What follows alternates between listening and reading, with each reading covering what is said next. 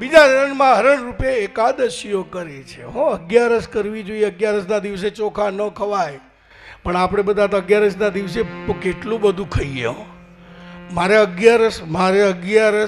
11 કરી શીરોય ખાઈએ, મોરૈયો ખાઈએ, બટાકાની ભાજી ખાઈએ ને હેઠકનું ખાઈને આખા ગામમાં કહીએ કે મેં એકાદશી કરી છે. એટલે કહેવાય છે કે ધન્ય ધન એકાદશી કરીએ તો વૈકુંઠ પામીએ.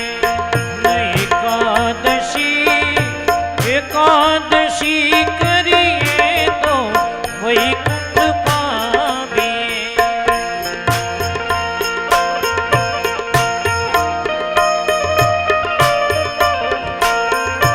ખૂબ આનંદ થયો. ડાયરામાં રૂપિયા ઉલાડો, એના કરતા ભગવાન ઉપર ઉલાડો.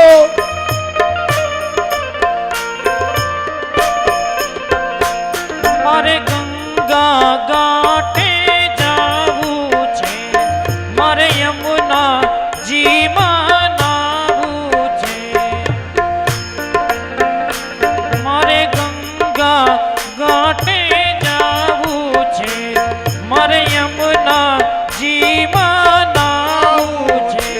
મારે ધ્યાન પ્રભુના ધરવા છે. ધન એકાદશી કરીએ તો વૈકુંઠ પામીએ. ધન એકાદશી